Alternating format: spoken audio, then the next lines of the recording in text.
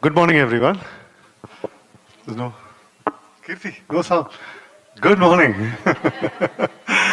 All right, okay. So, to give you a context, Vivek, Baba, it's not like how you've seen now. It's not just about studying business. We actually build business. That's what all of us sitting here try to do. And all our students who study or being part of Baba, they are all founders in motions. They are every day experimenting with ideas, building prototypes, pitching to investors, designing various brands, what they're building, and obviously learning the hard way that entrepreneurship is not linear at all. And you get to hear a lot more from Vivek today. It is quite layered and it's human, it is quite contextual. And that's where today's speaker feels incredibly relevant to our community at Baba. And it's my privilege to welcome Vivek Narain, co-founder and CEO of Q Collective, a lifestyle hospitality platform rooted in culture, community, and wellness. Vivek's journey is fascinating because it sits at the intersection of finance, real estate, hospitality, and design. And these disciplines often don't meet seamlessly, but in his hands, it has shaped a very powerful experiential platform. In 2018, he, along with his wife Sonia, co-founded the Quorum Club with the bold intention of reinventing the members club landscape in India. Not by copying the old models, traditional old models, but by reimagining them through a contemporary global lens. The result was not just a club, but a curated ecosystem, one that blends ideas, culture, entrepreneurship, and belonging. So before Quorum, Vivek's career was equally split between banking and hospitality. He had led the development for Fairmont Raffles Hotels International, driving the growth across South Asia. Earlier in 2006, he led a $103 million India-focused hospitality SPAC, India Hospitality Corporation, one of the largest foreign investments in hospitality sector at that time. So from finance to economics at the American University of Kogod School of, did I say it right, Kogod? Kogod School of Business in Washington, D.C., where he was awarded the Albritton Lynch Scholarship for Real Estate Finance, to urban innovation and active engagement with the Urban Land Institute India. Vivek's journey reflects something we deeply value at Baba, the ability to think structurally, but to build culturally. For our students, Vivek, your story is going to raise a lot of powerful questions. How do you convert capital into culture? How do you build business spaces that feel aspirational at the same time intimate? How do you scale experience without losing authenticity? And how do you design community as a business model? So leadership today, as we all know, it is not about hierarchy at all, but it's about creating ecosystems. It's about shaping spaces that nurture ideas, people, purpose all together. And Vivek has done precisely that. Vivek, we are truly delighted to welcome you to the Baba community.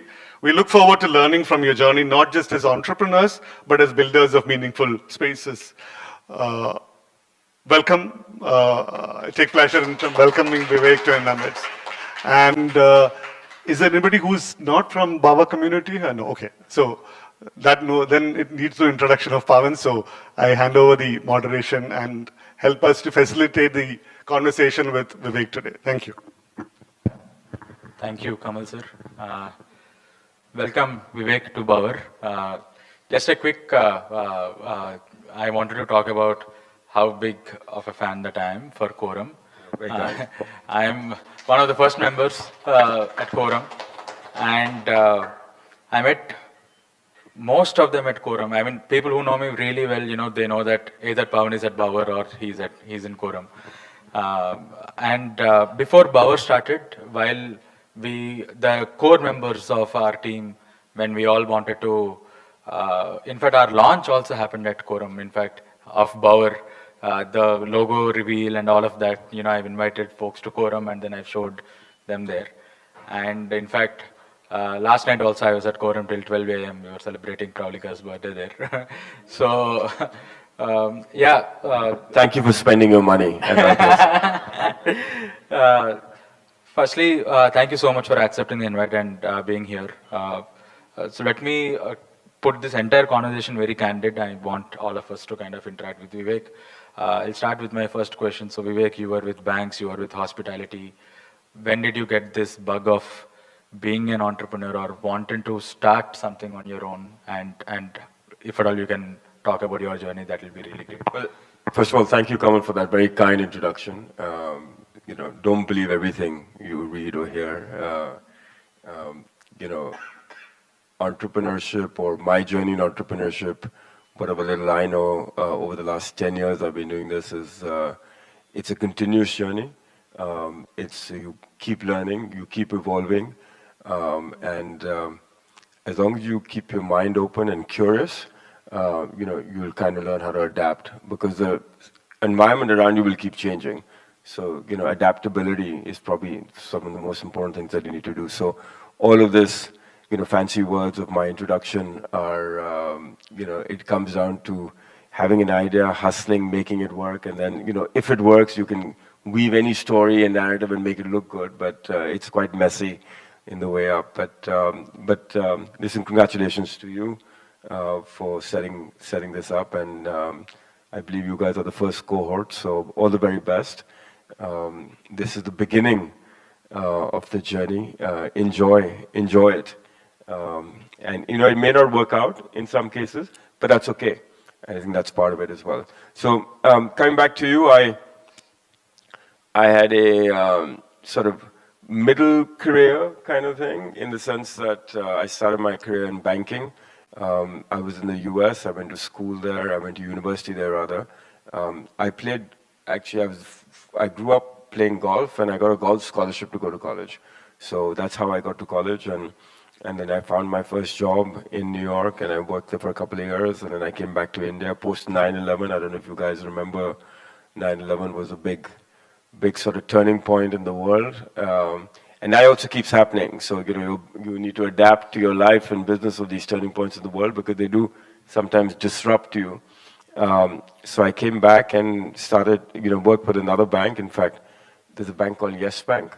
I was the first employee of Yes Bank. I was part of the startup team, and I guess that was one instinct where I saw an entrepreneur firsthand, creating something, and that gave me some inspiration. And then we did this fund where we raised some capital for some US sponsors, and that was luck, by the way. So luck plays a big part in life, right? But I was told by the founder of Yes Bank, who then had lots of problems later on, but he's quite a dynamic human being. He said, the harder you work, the luckier you'll get. So while luck plays a big part of your life, you've got to make the luck happen. Luck's not going to fall out from the sky. So I left Yes Bank, and I met this gentleman.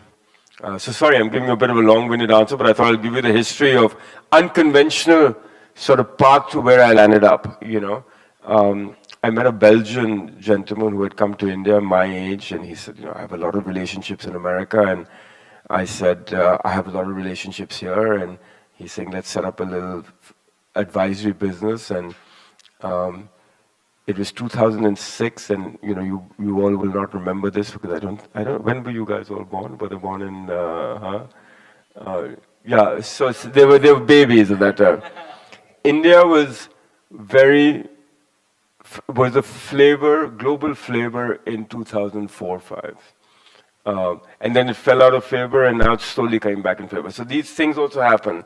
Cycles happen, money follows cycles as well. So 2005-6, and it was very hot. And someone called us and said, hey, I want to do something in hospitality. And we said, of course we can help you. We didn't know anything about hospitality. Um, and the reason they came to us, because hospitality professionals were very busy, money was chasing them.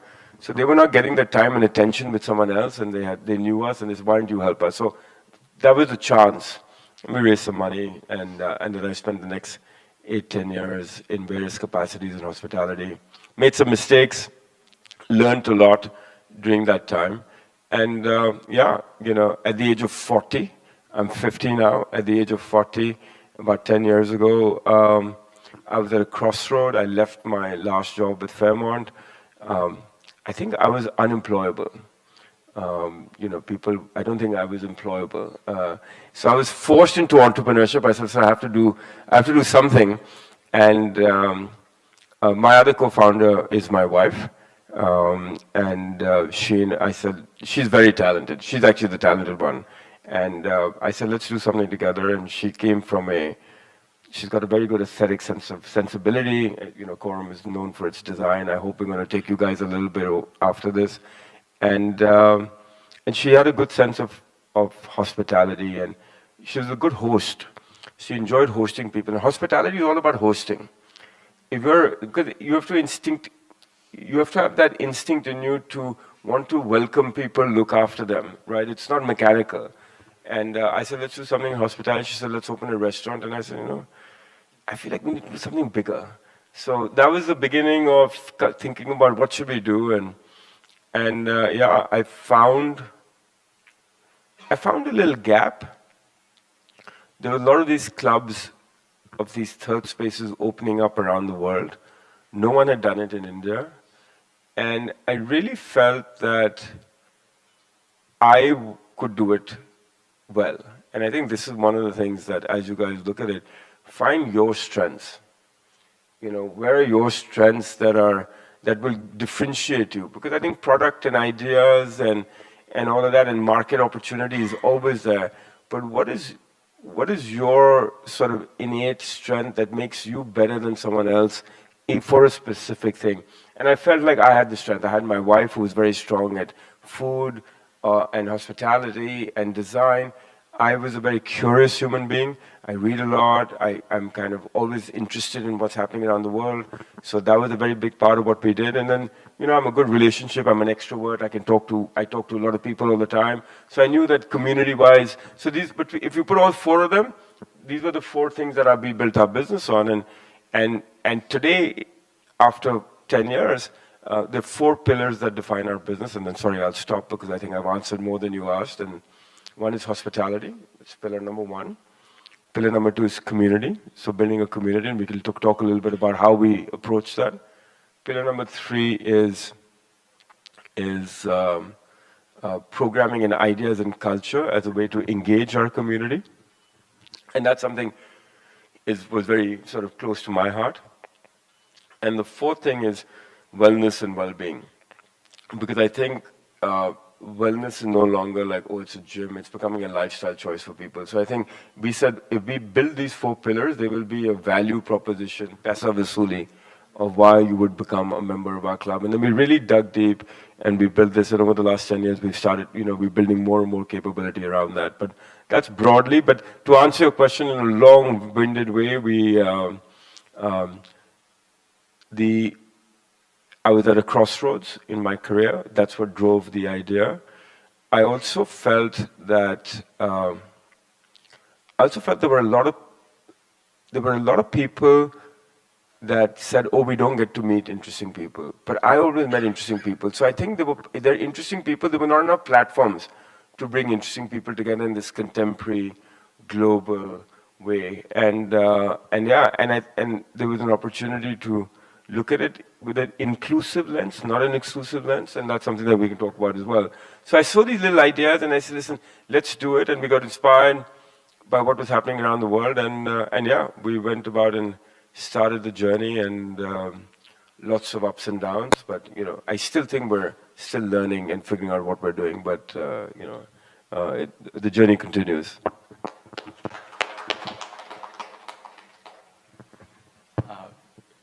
One question from any of the students or the team? Yeah, feel free to ask anything. Yes. I'm not sure I'll be able to answer it, but I will try. I think Dhruv is already having the mic, so. Sir, MSR sir, okay. Privileged to have MSR also in the audience today. He's the CEO of T-Hub and also our mentor. Must be mentoring.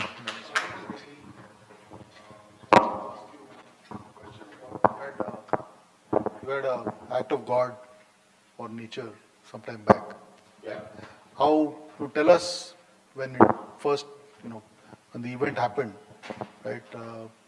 Obviously it must have been tough to figure out how to get the whole thing back on the rails. Tell us what you went through during that process. Yeah. Actually, we just opened our club in Hyderabad and District 150, which is our meeting and events venue. It was 7 months old, 8 months old. It was 18 or 20 months in the works because design, construction. And I took my first holiday in 4 years on the 20th of December with my family. And I was in Thailand. And I went out that night and I may have had 1 or 2 drinks, too many. And I think I left my phone in the restaurant. And the next morning, my mother wakes me up. She said, listen, everyone from your office is calling me. So I found out while I was on a holiday, my first day of my holiday. I'm very worried when I take a holiday now. Listen, I took the next flight back. I left my holiday and I came back and I flew straight into Hyderabad and I saw the devastation. It was a very, very big sort of damage that was done and to see what you had built completely destroyed. But I think the first thing is, even though it was a black swan freak event, and by the way, this happens in life, right? It's also a miracle no one got injured and hurt, right? If someone got injured and hurt, it would have had a full different dynamic to our ability to bounce back. So the first miracle, even though this was this incredibly unfortunate accident, it was a miracle that no one got hurt. So I think, you need to look at the positives. I had very good partners, so I have to give them a whole bunch of gratitude. They allowed us to be resilient. And I think resilience is a key theme for entrepreneurs. Stuff happens. Unfortunate stuff happens. Stuff that is unexpected continues to happen in your journey. And how do you approach and address that? And you know what? I put my blinders in, and I think I didn't look back.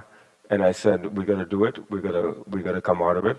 I remained positive. I ran very hard, and no one thought that we could get it up and running in 7-8 months, which we did. We took about 8.5 months to do it, and I sat here and I picked up everything myself with my own hands, and we got it up and running. So resilience is key.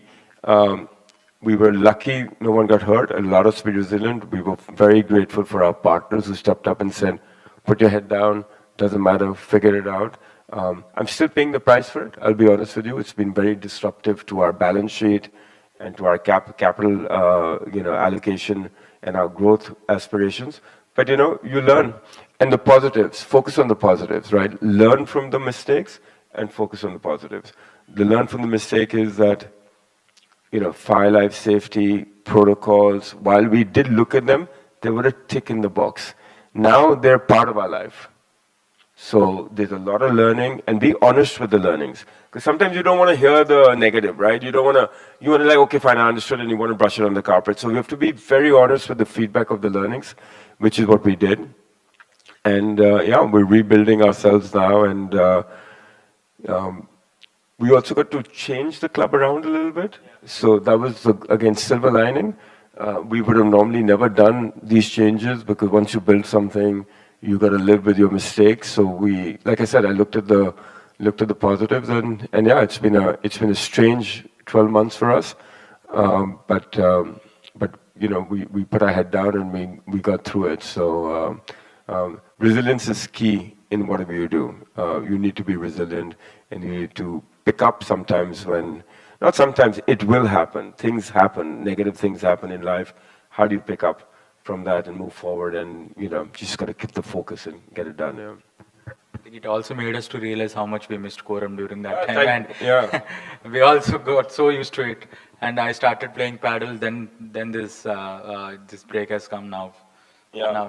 We're back now, and and then take the learnings. We've taken a lot of learnings from what went wrong, and it was a freak accident. It was what they call a black swan event. A long tail black swan event. This does not happen in the ordinary course, but that's life. Things like this will happen to you.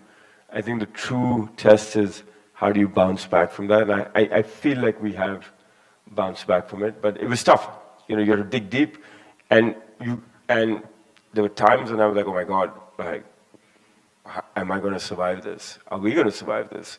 Do I have enough strength to pull this through? But yeah, I think we found the courage somewhere.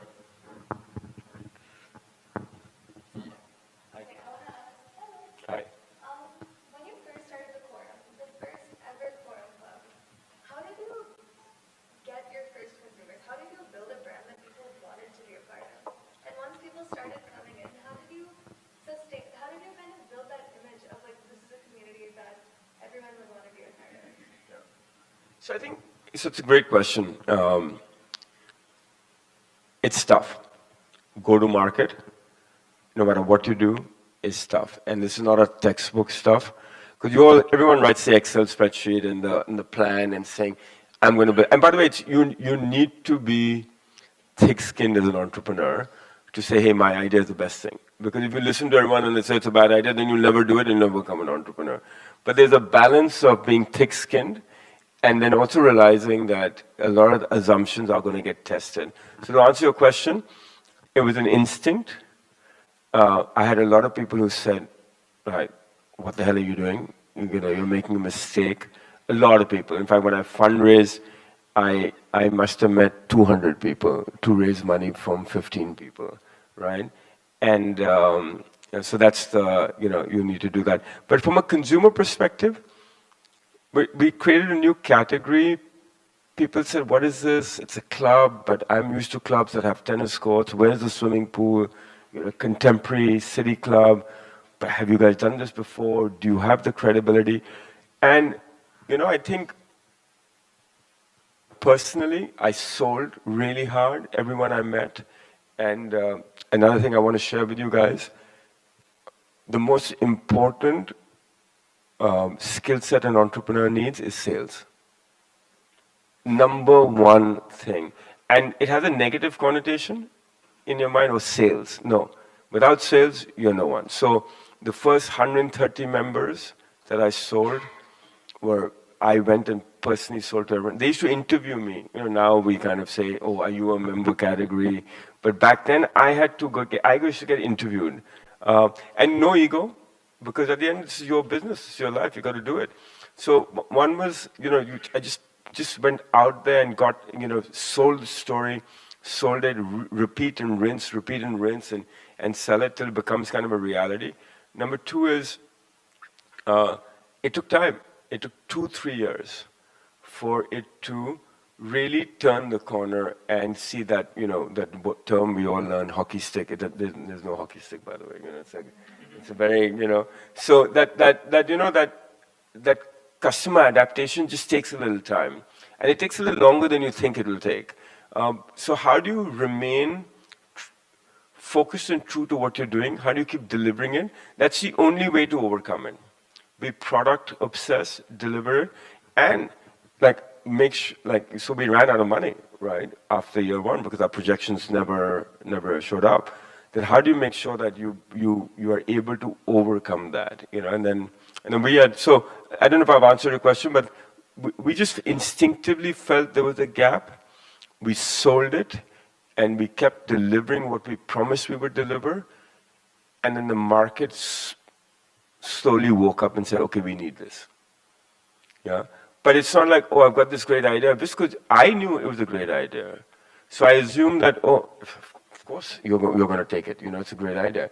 But it doesn't happen overnight. I think we just got to keep at it. You got to keep telling the story. You got to keep selling your idea. And by the way, the sales is not to consumers only. You got to sell to employees, right? How am I going to attract talent? I got to sell to people that, hey, you got to come and work for me. I've got a great idea, right? How to attract good talent? So I think sales, you've got to really believe in what you do, and you've got to be passionate about it, and you've got to sell it. No business is a business till it's a business. It's one of those things that Scott Galloway, he's a very famous commentator in business, said, and it takes a little while for consumers to really understand what you're doing. And this hockey stick is a very delayed idea, and it sometimes doesn't happen, but you got to keep at it. But not to the point where you don't listen to the feedback. So you can't be that thick-skinned. So you've got to also listen to the feedback, but you got to just don't believe. You got to go through the naysayers and keep pushing on your idea. So I just instinctively felt there was a gap for it, and then we just put our head down and kept delivering it till people realized there was a gap for it. Yeah. They didn't know there was a gap for it. How would you, what would your, this thing, because these kids are all entrepreneurship, in terms of viability, let us say you have started, it's a great idea, it's successful, great. But in terms of the viability of these things, maybe these guys would like know, how would they use that particular thought process? When you see, I'm starting any kind of business, I mean, I can say I want to send a plane ticket to the moon, but it should be viable, economically viable, and in terms of the financials which is there. Bottom line, as you rightly said, it's how you sell. Whether you want to sell a pin or a plane, you have to sell. You still have to, it has to get converted. So, maybe with your experience, the kids should be able to understand the viability. How do they do that particular thought process? Yeah. So you need to understand the theoretical potential of your business, and you need to study that, and that's the base case. If that doesn't make sense to you, you should not be getting into it. Yeah. So I'll give you an example of what I thought. I had invested in my before I started Quorum, I was an investor in hospitality. And what I realized was a couple of things from a business model perspective, right? Is that food and beverage is a 30% margin business at best, right? So you've got cost of goods sold, which is, the food input, which is about, depending on how efficient you are and what scale or volume you drive at, is about anywhere between 28 to 32%. And then you've got rent. Sorry, I'm going to keep rent out. Then you've got, heat, light, power, employee costs. And depending on what you do and what level of service you do, that's another 20, 25, 30%, right?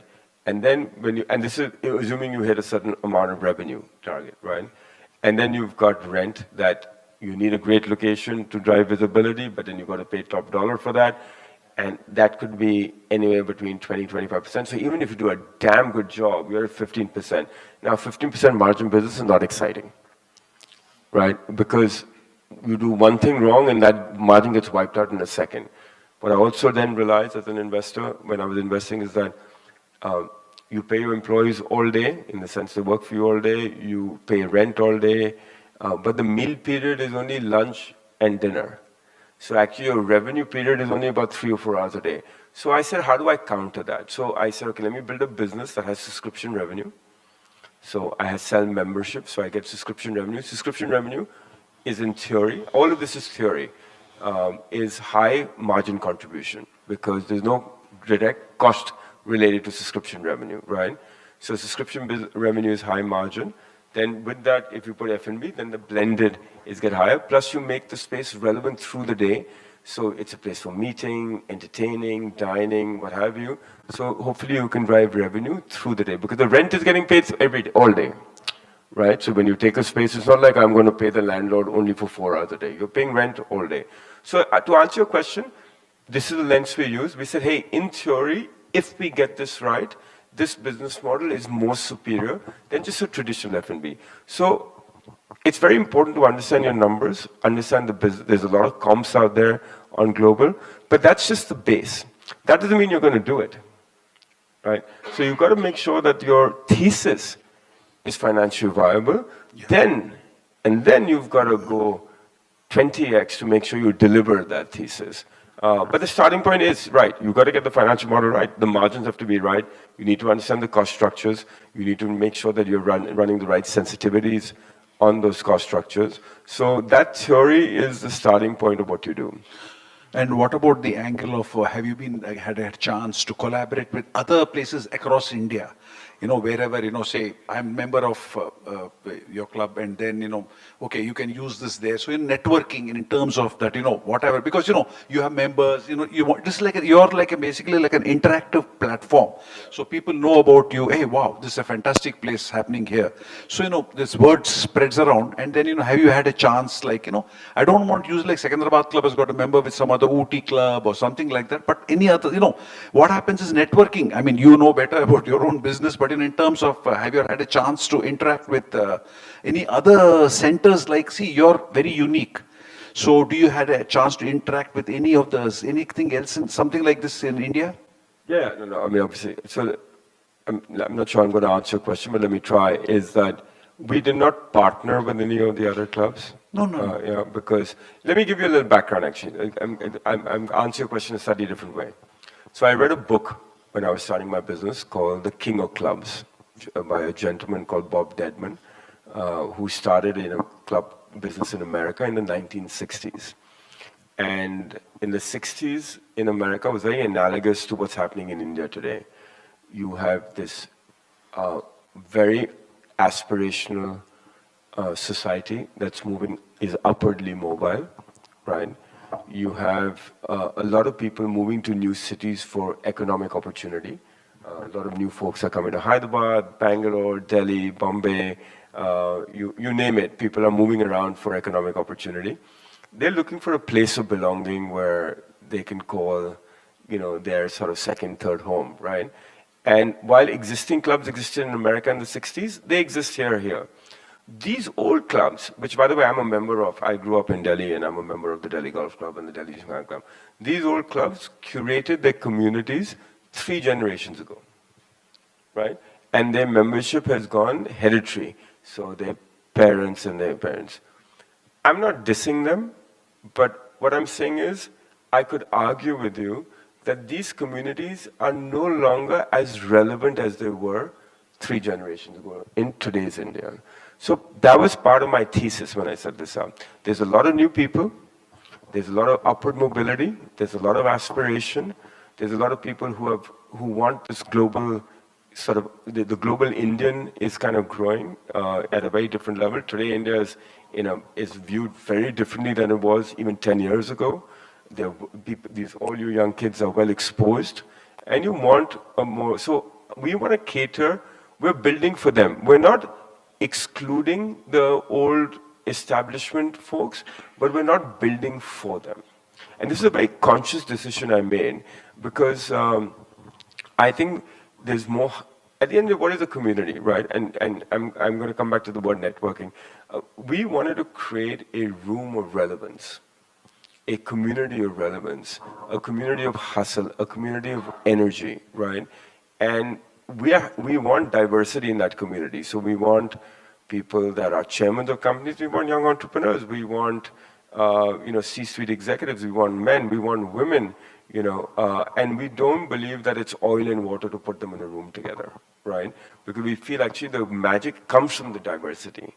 If you go to Secunderabad Club and you meet the same people you've been meeting for 30 years and whatever, beyond the point, there's no real. So we kind of built our business around creating a new sense of what is relevant for tomorrow's India. It's something that I was really thinking about.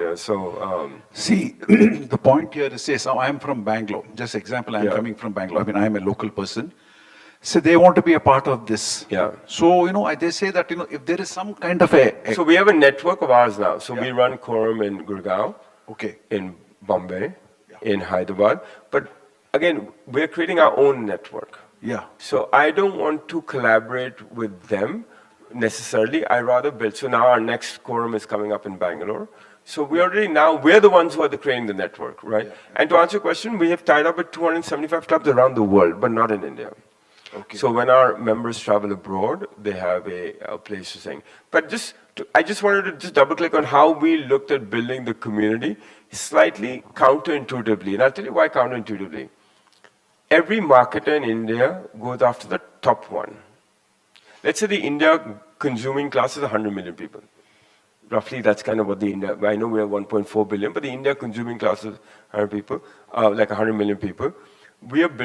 Our business is for the top 5%. It's not. May not even be that. Yeah. So, but when we're not building for the top one of that top 5. We're building for the next 4 of the top 5. So this is very counterintuitive. Every marketer and luxury marketer is trying to go after the top one. So what happens is they get invited to every place. They are overexposed, overbanked, overspoiled, and I would argue a little entitled as well, right? So I said, hey, I'm not excluding them, but I'm just not targeting them, right? They'll come on their own. You cannot target that. So that's kind of how we looked at building a community, which is slightly different. Sorry, I'm not sure if I answered your question or, but... Pretty much, sorry, one last thing is that, basically I was just trying to say that, you're holding more hands, in terms of across the place. And as you said, your Gurgaon, Bangalore, or whatever place, just like more. Well, now we're building that. Now the network is kicking in. And I've struggled with the word networking, and I'm sorry I'm going to say this in front of a room full of young people that should be putting themselves out there. I think there's a fine balance of like building relationships organically as opposed to trying to overly network. And, I think that's something that, again, maybe I come from a position of a little bit of privilege, so I can say this, and while you should get out there, I think true relationships and true will be when people really get to know who you are and what you're doing, and you've got to figure out a way to create more authentic connections than to be handing out cards and networking. So that's something so we actually don't promote kind of networking within our clubs. We just say, hey, we have a room of relevant people, and we do lovely programming and ideas, and if they collide in the ordinary course, that's when true relationships will get built. I know as young people, you need to put yourself a little out there, but be more authentic than opposed to be too sort of outwardly in your networking. I think it has better impact here, so. Yeah, Vivek, I have a question. So I think what you are referring about the third space and a lot of subtle nuances of it's not networking. I think it all resonates to us at Bauer too, because we are also relatively building a third space here against all those rather quite different from the typical traditional educational spaces here. So while I think, also resonating with what he was saying, businesses sounds to be very rational. Whereas what you're building, which is community, relationships, all those hospitality, there's a lot of emotional aspects that come into play. While business is definitely there. So what kind of metrics do you do, let's say in your business, which is I would say intersection of a business, community, relationship, a whole lot of things in there. So what metrics do you use in your space at Quorum? Revenue. Is that the only one? That's Revenue and cash flow? No. No, listen, it's very layered. It's very layered. Obviously, we look at capacity utilization of our spaces. We look at community engagement and making sure that our members are happy. We look at renewal rates. So that's a big metric for our business. I may sell you a membership once. Do you renew? If you renew, you're seeing continued value. If the renewal rates are not good, then there's obviously you're not doing something right. So that's probably a big metric for us. I would say probably the renewal rate for a community business is probably the most important metric, because if your renewal rates are high in the late 80s or early 90%, that means people are continuously seeing value in what you're doing. And it's not any one thing, it's all of that what you're doing. So maybe if that answers your questions, probably the one metric that we look at renewal rate. And then obviously, part of this being a third space, the third space for us is more from an economics perspective. Is our space being used effectively and efficiently through the day? Then I'm really doing a third space, right? And this is a tough one. You come for a meeting, maybe you have your breakfast, or you go to the gym. So how can I transform the space from being a workspace to a social space. And that transformation is actually very tough. So we look at, are we driving sustained revenue through the day? Which means are we doing a good job of transforming our space with vibe, music, ideas, programming to get you back as well. So that's another thing that we look at is like, are we being able to try? And it's not easy. Sometimes you start to veer too much towards work. Sometimes you become too much towards social. How do you get that right balance? And I think another metric is to see how are people using us, through the day, and are we getting that good balance as well there? So.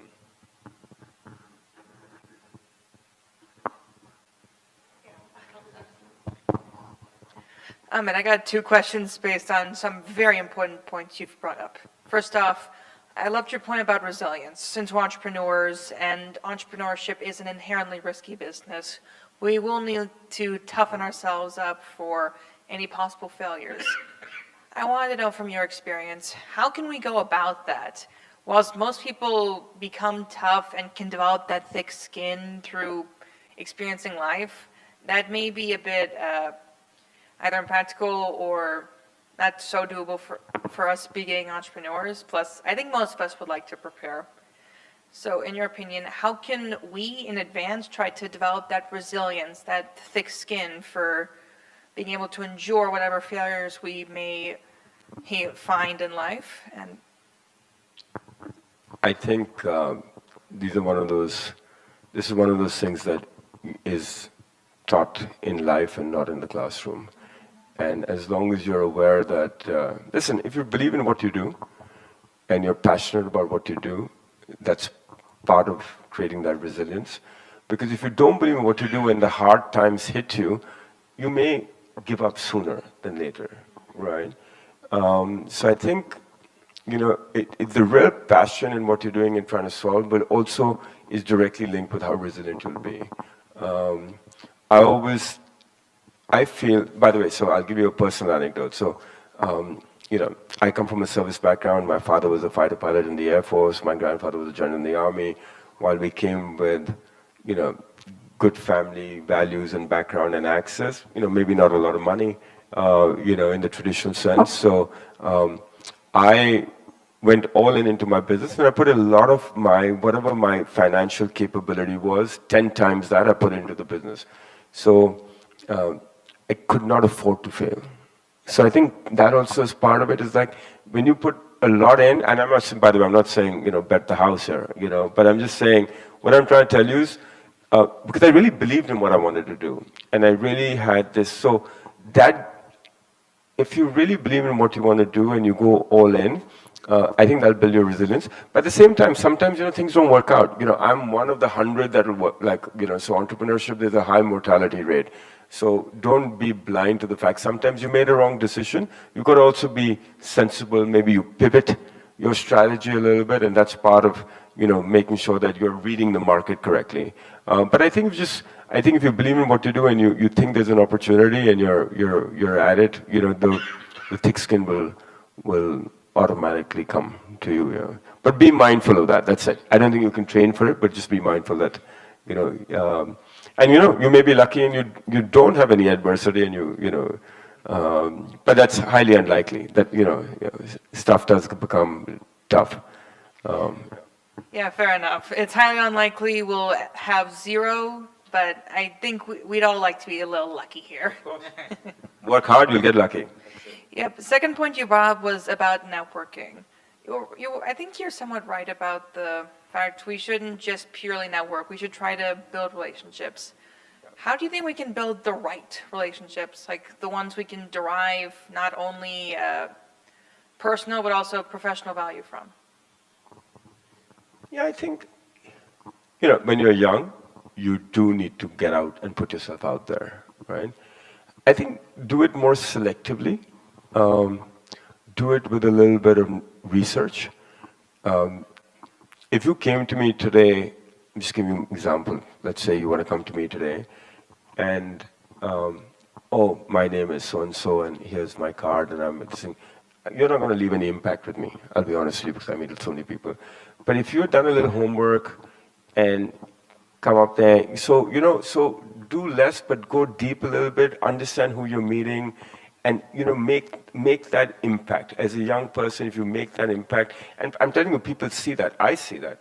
Those people who come up to me and able to engage with me, I'm like, oh my God, this is an interesting young man, or this is an interesting young lady. And, I think that's more important than, so the answer, don't go wide and carpet bomb, be smart. Like, who are the kind of people that you think will be helpful to you in your career? Do some research, figure out a way to reach out to them, figure out a way to engage with them, figure out a way to kind of just get on their radar, but do it in a little bit more meaningful way, as opposed to kind of going wide and saying, hey, I want to distribute my card to 10,000 people in a conference. I don't think that has limited impact or less impact. Thank you. I love the carpet bombing analogy, and adding on to that analogy, I'm not sure how familiar you are with meme culture, but I think pretty soon some students will be sending you a tactical nuke. Okay. I'm not right now, but yeah, I'm not right. What am I expecting? I don't even know what you're talking about. Yeah. I'm a dinosaur, clearly, when it comes to this. Anyone else?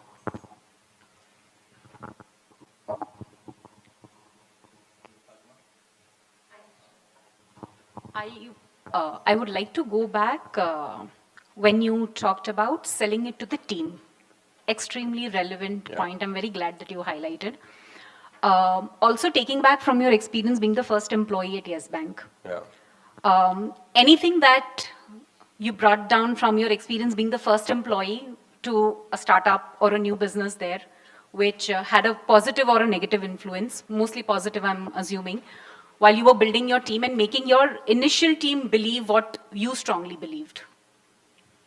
Yeah, I'm not sure I can connect the dots between what I'd done with Yes Bank, and I'll tell you why, because that was being set up by fairly accomplished people in an industry, backed by fairly accomplished capital providers. So I think attracting talent for them was slightly different. Me joining them, I was just looking for a job, so that was, I was selling them. But so I'm not 100% sure, but I think because again, I was very junior at that level, so I may not be able to make the right. But I'm sure Rana Kapoor, who started Yes Bank, for his top level of talent, right, had to really convince senior people to come and join them and leave their jobs at established banks, and some part of it can be through money, but when you're a startup, you don't even have that kind of money, right? So some part of it was through equity, but really the equity is only as good as the dream you're able to sell. So I think that was from the Yes Bank perspective, but if I look at what we did, we're a hospitality service business. I didn't come from a traditional hospitality operation, so I really didn't know anything what I was doing. I had the instinct, I knew what could be done and what needs to be done from a service and consumer perspective, but I needed to hire experts to come in and actually, do the job. And our executive chef was from the Oberoi, and I flew him down from Calcutta to come and see us, and he said. He came and did a tasting, and we really liked him. We liked his demeanor. And then he said, I'm not joining you, because he's like, I'm not sure. I'm going to, bet my career on someone who I'm not even sure. Because, we had nothing at that time. We didn't even have a first space. And then I remember calling him, and he no longer works for us, but he's someone who's very close to us. But I remember calling him, and I literally sort of screamed and shouted at him, and I said, you have to join me. Because you're going to make a mistake if you don't join me. So I think that passion he's saying, that passion of what you said made me join. So you need to sell it in your early days. An organization is only as good as its people. As an entrepreneur, as you look to build an organization, you really, really, in the initial stages, need to sell very hard to get the right kind of people. And by the way, it will keep evolving. So it's not a static state, but it'll keep evolving. So super important part of it, because you can't do everything on your own. Right. In most businesses, maybe there's some tech businesses where you can do a little bit more, but in most businesses you need to get people to, and when it's an idea, you need to sell it hard. Thank you.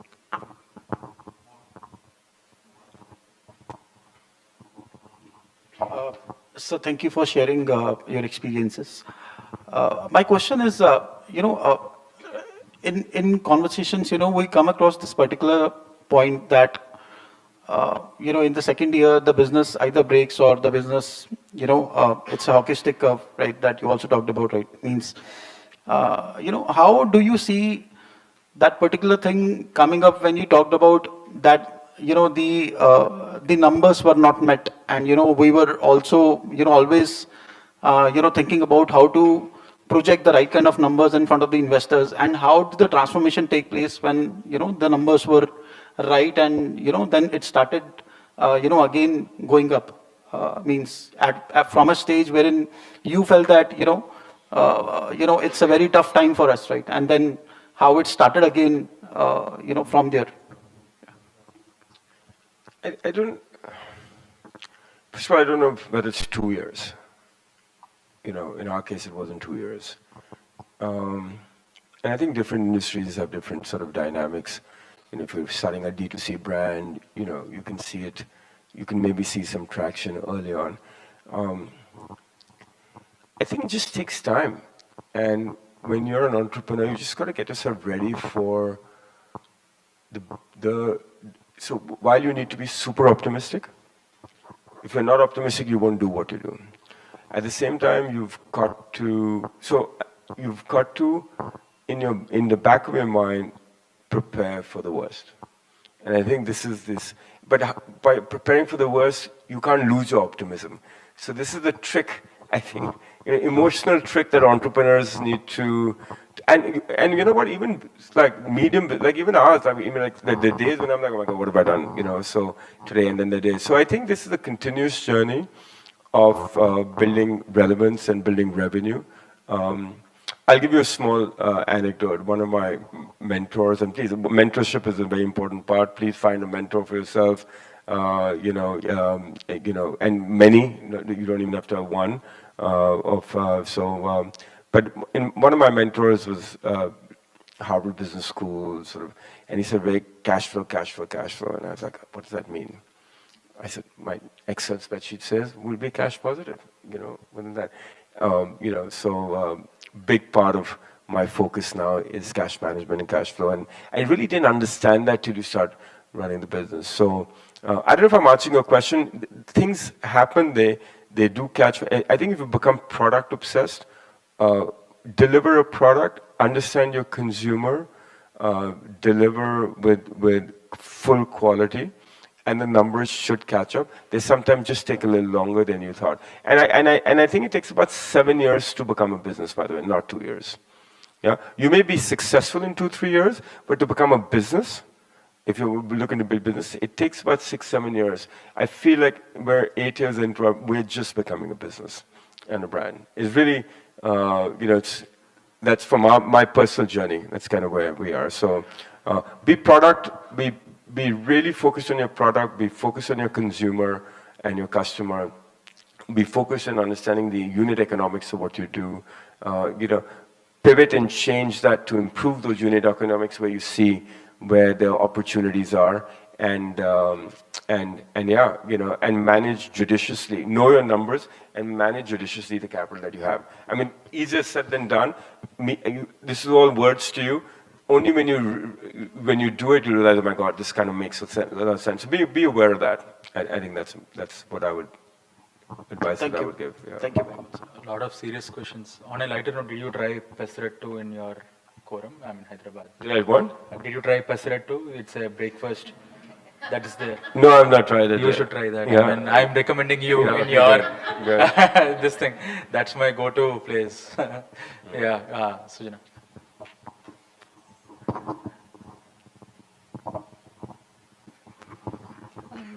So I'm just curious about your recent funding, if I may ask about that.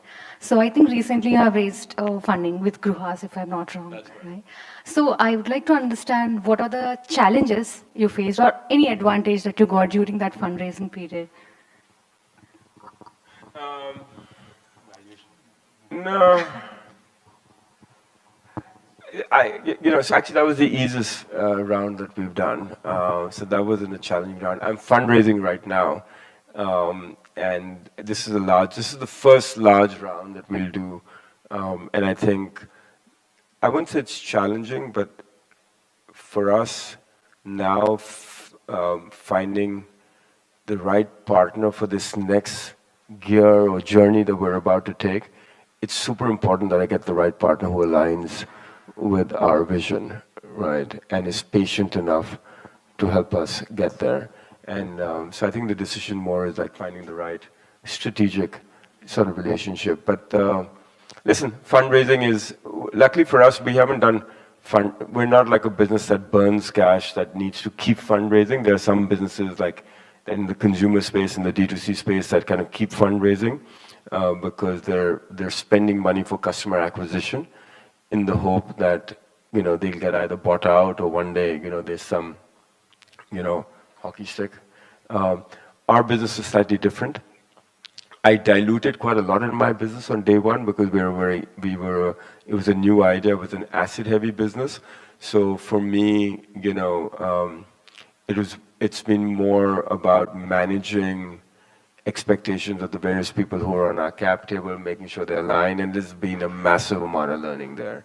You know, it's not easy. It's not easy being told what to do, you know. But you need to, there's a fine balance of continuously managing that. So to answer your question, the Grew Us fundraiser is probably the easiest one we did. We had to do a little bit of a rights issue during this accident because we needed to get a little bit of equity buffer into our business to allow us to be resilient, and I'm very grateful to my partners that stepped up. But the next raise is probably going to be the most important, and I'm in the middle of that. And guess what? I'm selling. That's what I'm doing these days. Yeah. So, Gorik, you're always selling. So please, you know, if there's one skill set you need, is you need to sell your idea. You need to sell your idea to clients. You need to sell your idea to your employees. You need to sell your idea to investors. And then when you want to exit your business, you've got to sell your idea to whoever's going to buy you. So that's the one common thread throughout. Is you've got to be a great salesperson. Yeah. So if I may ask, what's the big picture, Vivek? I mean, are you... Yeah. You know, so we've accidentally, and here's another thing, you know, what you asked me where I started.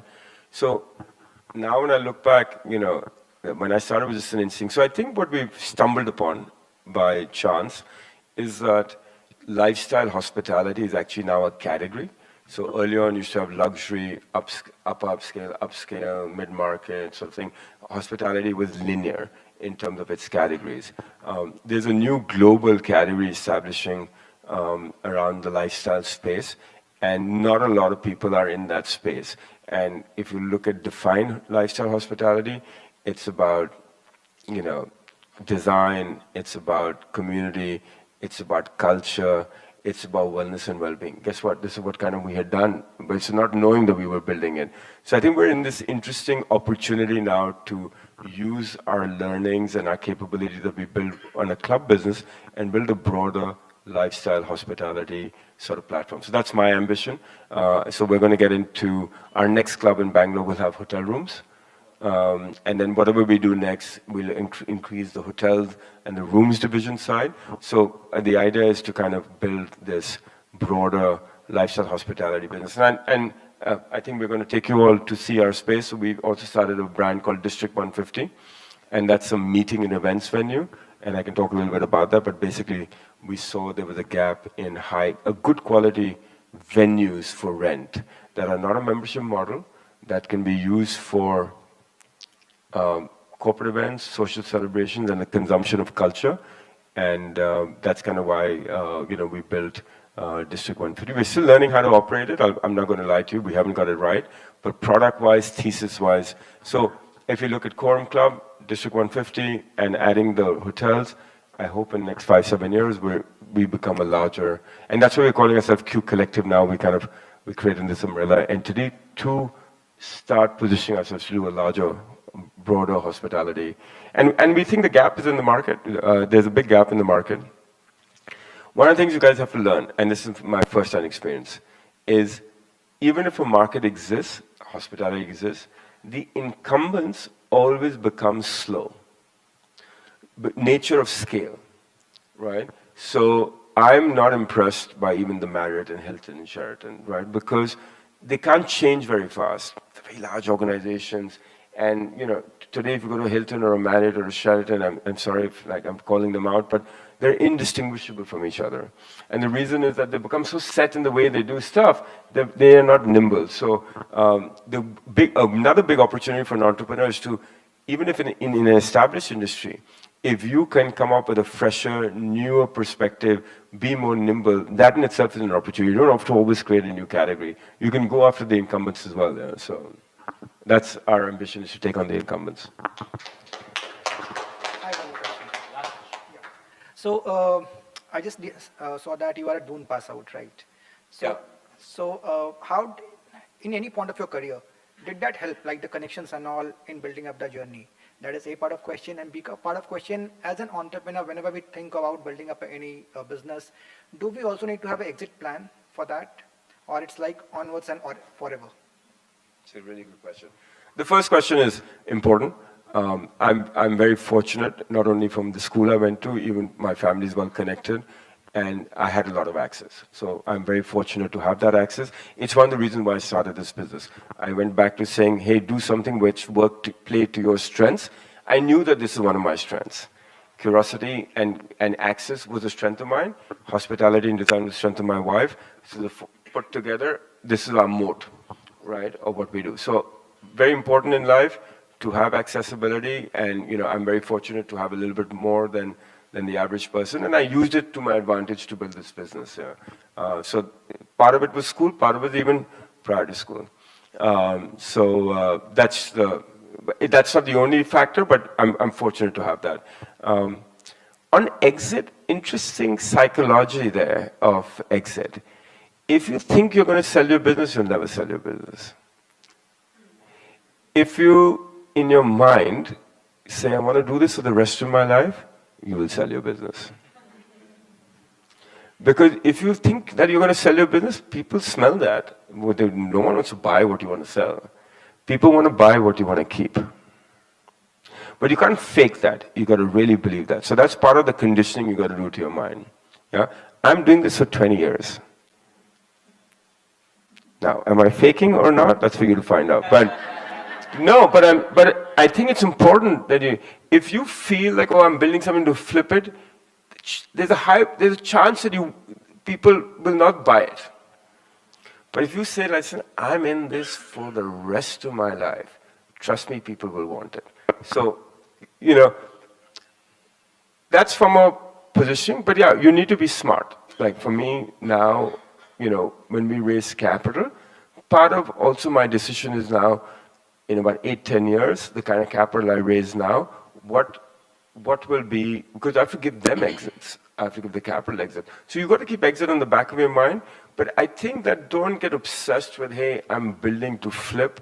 If you build to flip, you're not going to give it, if you train your mind that I'm going to build to flip, you're not going to put your full heart into it. You almost got to train your mind, I'm going to build to keep for the rest of my life, and you will find and if you do a good job of that, you'll find multiple flip opportunities. So I think this is an orientation that you need to keep in mind. And this is kind of my personal view, and everyone I speak to, I feel like they resonate with that. But yeah, build with the intention of forever, and you'll find the flip. Build to flip, there's chances that you will not find the flip. Yeah.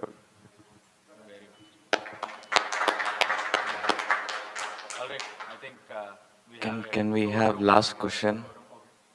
The last question of the Yeah, please. Yeah, cool. Hi Vivek, my name is Ganesh, and I'm trying to build something community called Ground Zero, which is like a playground for entrepreneurs.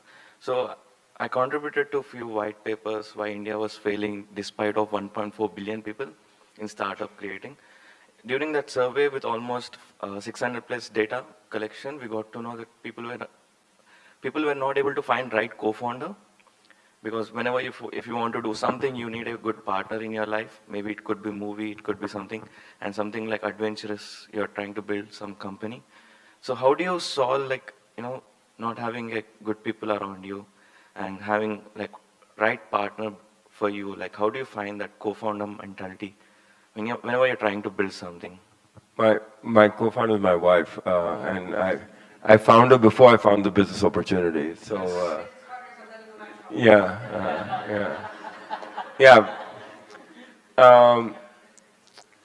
I don't know. I don't know if I can answer this question. I'll tell you why. Maybe someone's life, I mean, you have seen who Yeah. have.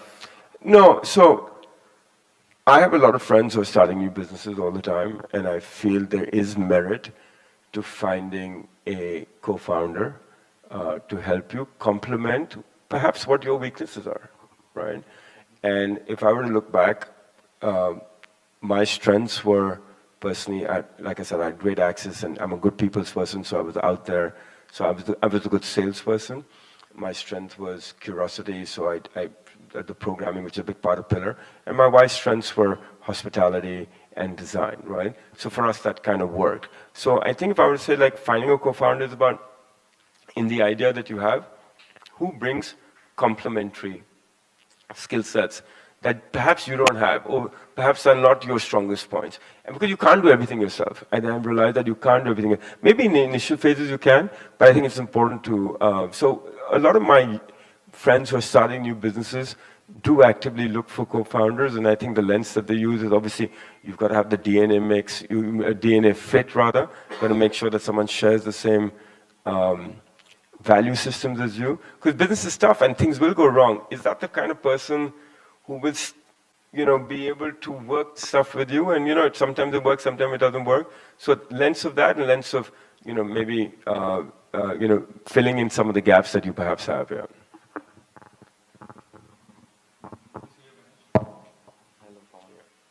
I think on this point I think just one last point, customer acquisition is super important. Be obsessive about that, no matter what business you do, be obsessive. Look at 100 different ways to hack that is, I think, the key to the success of any business. Those businesses that can acquire consumers is also a validation that your idea is right, and they'll give you the input on how you need to change your idea to make it customer focused. So just, product focus and customer acquisition, no matter what you do across industry, becomes super important. So what I just heard you say, I'm trying to build a community. What's the value proposition that you're bringing?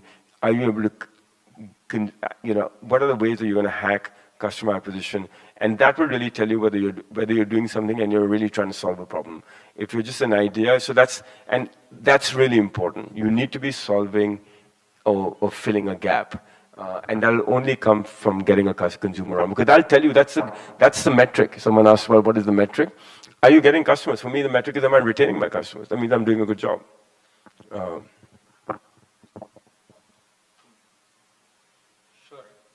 Anyways, we'll have to go to quorum. Sir, MS sir. Okay.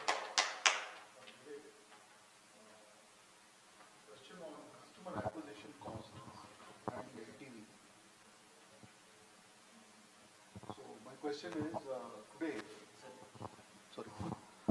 one of the things these kids are learning about is CAC and lifetime value, right? So if you could throw some light on that in the context of what you're doing at Quorum. So I think I'm not a traditional B2C business. In the traditional sense, CAC is something that is tough. You're living in a very noisy world. There's a lot on social media. You don't know what's going to catch favor. It depends on what your product is.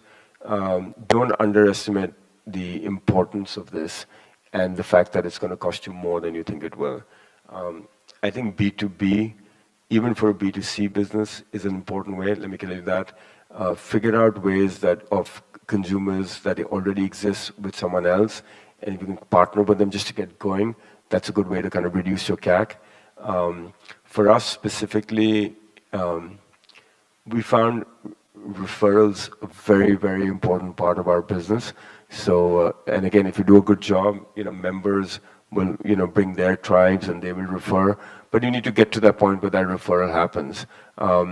For us, I think we've not spent ever a lot on marketing, and I think we could have, and that's a big learning for me. I think we could have marketed more because I don't think we spread our net wide enough, and we are going to be doing that more.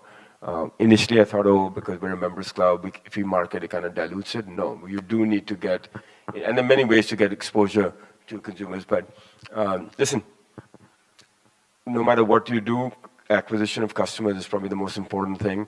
You need to keep testing those assumptions. It tends to be more expensive than you think. And then your product will drive LTV, to answer your question. If your product is good, you will get LTV out of it. But customer acquisition is probably the most important GTM thing that any entrepreneur needs to look at. And continuously, it's not only like go to market once time. We have to continuously acquire customers. And it's something that we look at now a lot more than probably I did. I wish I'd given it more focus. So if I leave you with that thought, really, really focus on how to make it relevant to consumer. And in a world that's super noisy, people say, oh, we'll do digital. But guess what? There's 10,000 million brands trying to do digital as well. Yeah.